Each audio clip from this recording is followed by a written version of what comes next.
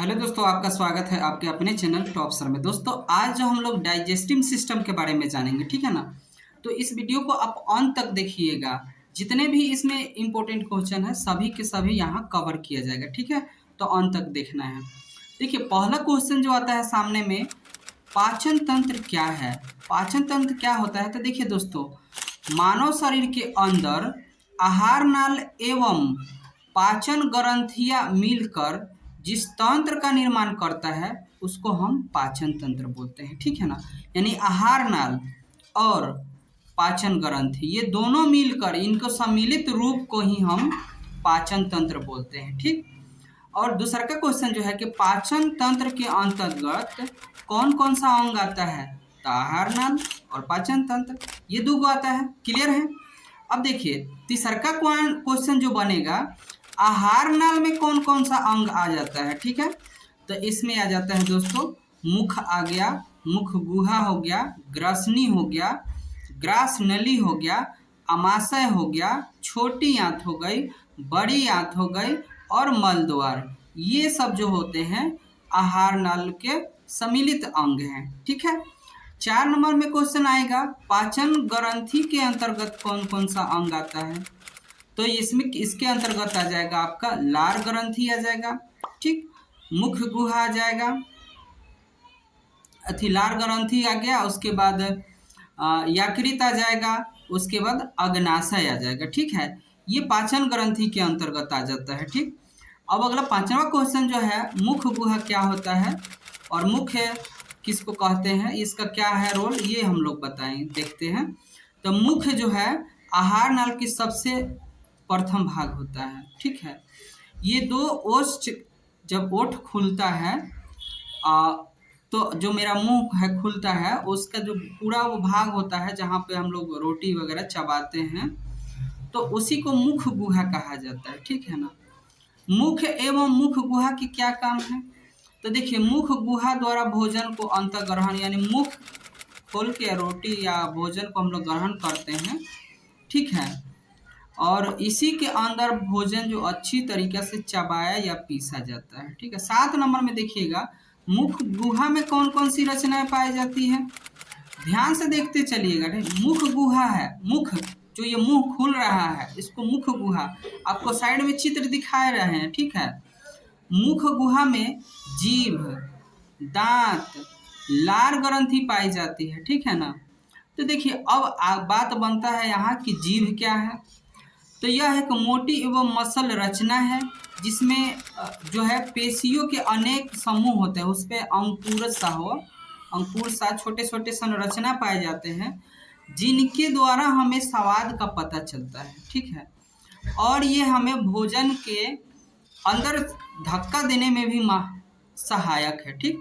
जीभ का काम क्या है, और ये तो देख लिए जीभ क्या है बता दिए, और इसका काम, तो जीभ का काम है भोजन का स्वाद पता लगाना, भोजन के निगलने में मदद करना, यानी भोजन अगर अंदर जा रहा है तो उसके जीभ की सहायता से ही सलाइवा को मिश्रण संपाचय बनाने में, ठीक है। अगला जो क्वेश्चन है 10 नंबर, दांत कहाँ स्थित है, ठीक है। तो दांत जो है हमारे 2 जबड़ा हैं, उन्हीं जबड़ों में दांत जो है स्थित है। चलिए दांत के क्या काम है, एक एक पॉइंट हम करके देखेंगे, ठीक ना। दांत के क्या काम है, तो देखिए दांत जो है चेहरे के सुंदर बनाता है। पहला बात, मान लीजिए दांतें नहीं रहेगा तो आप समझ सकते हैं कैसा लगता है आदमी। दांत जो है भोजन को चबाने एवं पीसने में भी मदद करता है। यह शब्द के उच्चारण में भी मदद करता है। कोई कोई ऐसा शब्द है कि अगर दांत नहीं रहे तो वो शब्द ही नहीं उच्चारण कर पाएंगे, ठीक है। अगला जो क्वेश्चन है, दांत कितने प्रकार के होते हैं एवं इनके कार्य बताइए। तो देखिए दांत जो है 4 प्रकार के होते हैं, ठीक है। पहला जो है कृंतक हो गया, दूसरा का रदनक हो गया, अग्र चवर्णक, चवर्णक, ये 4 तरह के दांत होते हैं, ठीक है। और इनका काम है भोजन का कुतरना, चीरने एवं फाड़ने के लिए होता है, भोजन कुचलना पीसने का काम करता है, भोजन कुचलना और पीसना दोनों का काम करता है, ठीक है। 13 में क्या क्वेश्चन कहा है कि मनुष्य के जीवन में दांत कितने बार निकलते हैं। तो मनुष्य के जीवन में दांत जो है कि 2 ही बार निकलते हैं। एक दूध के दांत होता है, एगो अस्थाई दांत होता है जो कि फिक्स होता है, उसके बाद फिर दांत नहीं निकलेगा। लार ग्रंथि क्या होता है? देखिए, मानव के मुख में स्थित ग्रंथियां जिनसे लार निकलता है उसको लार ग्रंथियां कहा जाता है। लार ग्रंथि, अगला क्वेश्चन जो है, लार ग्रंथियों का क्या कार्य है? तो लार को ये निकालने का कार्य करता है। लार, अगला है क्वेश्चन जो कि लार में पाए जाने वाले कौन सा एंजाइम है? तो देखिए, लार में पाए जाने वाले मुख्य एंजाइम जो है टाइलिन है। टाइलिन है। तो अगला क्वेश्चन बनता है कि टाइलिन का क्या काम है? तो टाइलिन का कार्य जो है भोजन के कार्बोहाइड्रेट को पचाना और उन्हें जो है मल्टोज में बदलने का काम करता है। ठीक है ना। अगला क्वेश्चन है, ग्रसनी या ग्रास नली क्या होता है? तो देखिए, मुख गुहा के पीछे की ओर एक नलिका संरचना में खुलती है, यानी मुख गुहा जो है ना एक नली में जाके अंदर खुलती है। ठीक, जिसको ग्रसनी या ग्रास नली भी बोला जाता है। ठीक है ना। ठीक है, ये तो बात हम लोग समझ गए कि ये मुख गुहा जाके एक नली में खुलती है जहाँ से हमारा भोजन अंदर जाता है, उसको हम ग्रास नली कह दिए। ठीक है। ग्रास नली का क्या काम है? तो ग्रास नली जो है भोज्य पदार्थ को मुख गुहा से आमाशय तक, एक नली होती है जो मुंह से लेकर हमारे आमाशय तक जाता है, तो वो नली जो बीच वाला होता है ना, तो उसी को हम लोग बोलते हैं ग्रास नली। ये भोजन को मुख गुहा से आमाशय में पहुंचाने का काम करता है। ठीक है।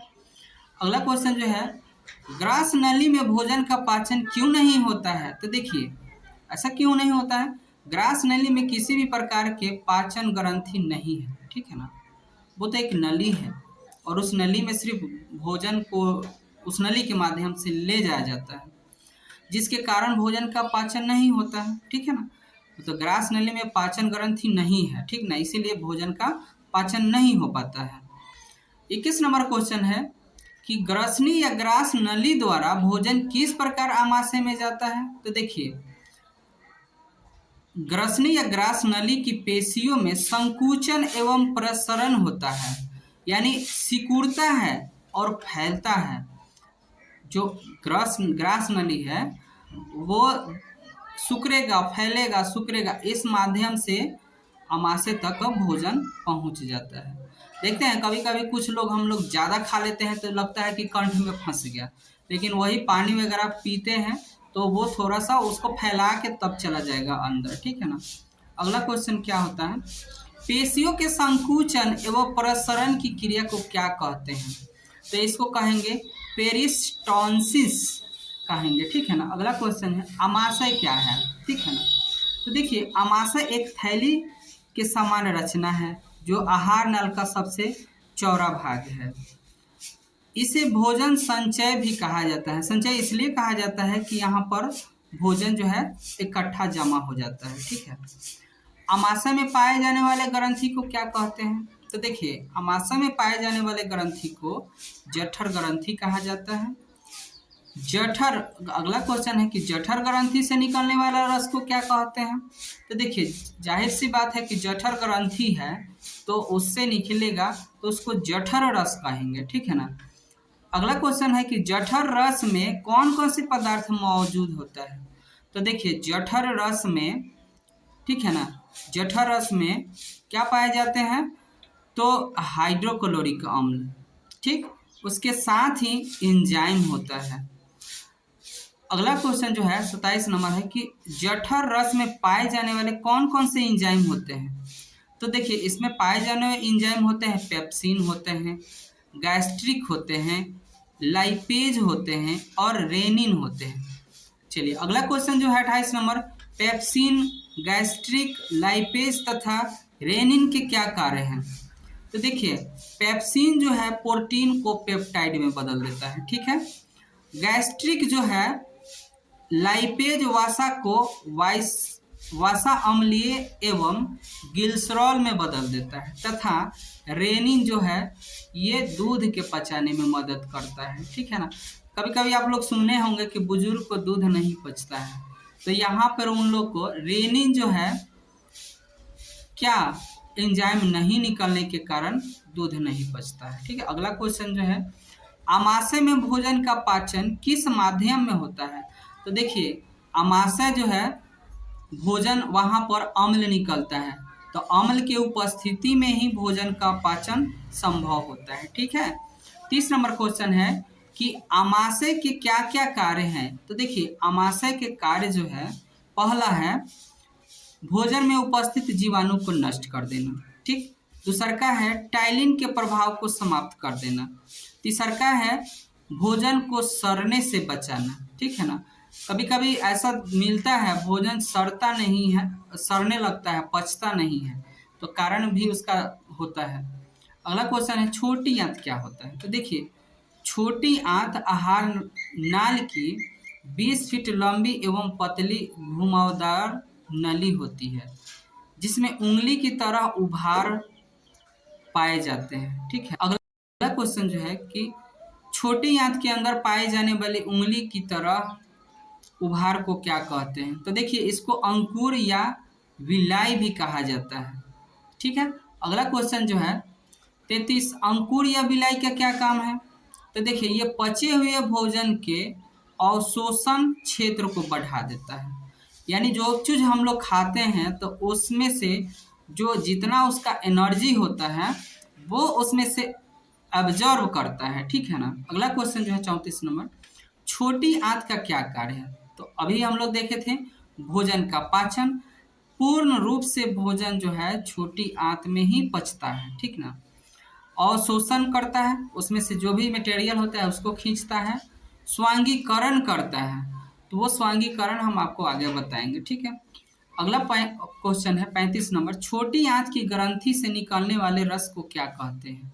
तो देखिए इसको हम आंत रस कहेंगे। ठीक है। 36 नंबर क्वेश्चन है आंत रस में पाए जाने वाले एंजाइम कौन कौन से हैं एवं इनके कार्य क्या है? तो देखिए आंत रस में कुछ एंजाइम पाए जाते हैं जो कि इस प्रकार से हैं। पहला है इरेप्सिन, यह सभी प्रकार के प्रोटीन को एमिनो अम्ल में बदल देता है। ठीक है। दूसरा का है लाइपेज, यह वासा को वासा अम्ल या ग्लिसरॉल में बदल देता है। ठीक है। और तीसरा का जो है माल्टोज, सुक्रोज और लैक्टोज, ये सभी प्रकार के कार्बोहाइड्रेट को पाचन करने में सहायक होता है। समझ में आ रहा होगा। ठीक है। अगला क्वेश्चन जो है छोटी आंत में भोजन का पाचन किस माध्यम में होती है? तो देखिए जब तक आमाशय में भोजन है तब तक भोजन आगे नहीं जाएगा जब तक उसको लीवर से यानी यकृत से पीत रस नहीं मिलेगा। जब पीत रस आके मिल जाता है किस में? आमाशय में, तो वो जो अम्लीय रहता है भोजन वहाँ वो क्षारीय हो जाता है। जब क्षारीय हो जाएगा तो उसके बाद भोजन जो है छोटी आंत में चला जाएगा। अब 37 नंबर क्वेश्चन है कि छोटी आंत में भोजन का पाचन किस माध्यम में होता है? तो वहाँ से भोजन जब छोटी आंत में आ गया है तो वह क्षारीय ही होगा। ठीक है। तो क्षारीय माध्यम में होता है। 38 नंबर क्वेश्चन है स्वांगीकरण क्या होता है? तो देखिए पचित भोज्य पदार्थ द्वारा जीव द्रव्य बनने की प्रक्रिया को स्वांगीकरण कहते हैं, यानी जो भोजन है पच जाता है उसके बाद जीव द्रव्य बनता है उसको बोला जाता है। ठीक है। अगला बड़ी आंत क्या होता है? तो देखिए आहार नाल की 6 फीट लंबी तथा लगभग 3 इंच चौड़ी व्यास की यह नली है। ठीक है ना। बड़ी आंत। अच्छा ठीक है। बड़ी आंत की क्या कार्य है? तो यह जल तथा खनिज लवण को अवशोषित कर रक्त परिवहन में पहुंचाता है। ठीक है। अगला क्वेश्चन है कि बड़ी आंत का अंतिम भाग क्या है? तो देखिए बड़ी आंत का अंतिम भाग को मलाशय कहा जाता है। ठीक। अगला क्वेश्चन जो है कि मलाशय क्या होता है? मलाशय यानी मल द्वार। तो देखिए मलाशय के जो काम होता है, मलाशय कि मल को इकट्ठा करके रखता है। ठीक है। मलाशय। अगला मल द्वार क्या है? तो देखिए मल द्वार जो है आहार नल का अंतिम छोर जिसके द्वारा समय समय पर मल या अवशिष्ट पदार्थ निकाला जाता है, जिसको मल द्वार भी या गुद्दा भी कह सकते हैं। अब चलिए अगला क्वेश्चन जो है लीवर क्या होता है? तो देखिए यह मानव शरीर की एक सबसे बड़ी ग्रंथि है। मानव शरीर की सबसे बड़ी ग्रंथि लीवर होता है, ठीक है ना, जो कि ये उदर गुहा की ऊपरी ओर स्थित होता है, ठीक है। इसमें से इसके बगल में एक होता है पित्ताशय, यहाँ पर इससे पीत रस निकल के पित्ताशय में जाके जमा हो जाता है। तो ये कह सकते हैं कि इससे पीत रस निकलता है। चलिए अगला क्वेश्चन आया, पित्ताशय क्या होता है। तो देखिए, यकृत के निचले भाग में नाशपाती के आकार का एक छोटी सी थैली होती है, उसको हम पित्ताशय बोलते हैं, ठीक है ना। ये इसका क्या काम है, पित्ताशय का क्या काम है। तो देखिए, यह जो है यकृत द्वारा पीत रस को इकट्ठा करता है। पित्ताशय जो है मतलब एक थैली सी रचना है, तो लीवर से हमारा पीत रस आएगा तो इसी थैली में इकट्ठा होके रहेगा, ठीक है, समझ में आ रहा होगा। अब देखिए, पीत रस के क्या काम है। तो देखिए, यह आंत में उपस्थिति एंजाइम की क्रिया को तेज कर देता है। और एक और बात है, जो हमारे आमाशय में क्या था, अम्ल था, तो पित्ताशय जाके उसको निष्क्रिय कर देता है, ठीक है। अगला क्वेश्चन जो है, पीत रस अम्लीय है या क्षारीय। तो पीत रस जो है क्षारीय होता है। मनुष्य में प्रतिदिन कितना पीत रस बनता है। तो ये लगभग 700 से 1000 मिलीलीटर प्रतिदिन बनता है पीत रस, ठीक है ना। वसा का इमलिशीकरण कौन करता है। तो पीत रस करता है, ठीक है। अगर अग्नाशय क्या होता है। तो देखिए, ये अंतःस्त्रवी और बाह्यस्त्रवी ग्रंथि दोनों, यानी ये कह सकते हैं कि ये इंडोक्राइन एक्सोक्राइन दोनों तरह के ग्लैंड हैं। इससे ना, इसलिए इसको हम लोग बोलते हैं लैंगरहैंस दीपिकाएं। इससे इंसुलिन और ग्लाइकोगॉन नामक हार्मोन निकलता है। इंसुलिन के ही कमी से आदमी को मधुमेह रोग हो जाता है, ठीक है ना। 52 नंबर, अग्नाशय द्वारा रस क्या कहलाता है। तो अग्नाशिक रस कहलाता है। अग्नाशिक रस अम्लीय या क्षारीय माध्यम में कार्य करता है। तो ये देखिए, ये जो है क्षारीय माध्यम में काम करता है। अगला क्वेश्चन जो है, इंसुलिन का क्या काम है। तो देखिए, इंसुलिन का काम है, यह ग्लूकोज के उपापचय क्रिया का नियंत्रण करता है। ये ग्लूकोज में जो होता है उसमें शुगर की मात्रा को वो खत्म करता है, ठीक है। अगर ऐसा नहीं होगा तो डायबिटीज हो जाएगा, ठीक है। इंसुलिन के कम स्रावित होने से क्या होगा। तो देखिए, मधुमेह रोग हो जाएगा, नहीं तो डायबिटीज नामक रोग हो जाएगा, ठीक है। और एक पाचन तंत्र का आपके सामने यहाँ चित्र है। देखिए, अगर इस तरह का, ये तो अभी डिटेल कुछ नहीं है, इससे भी ज़्यादा हम डिटेल में आपको दिखाएंगे। अगर आपको चाहिए तो कमेंट में ज़रूर बताइएगा। Thanks for watching.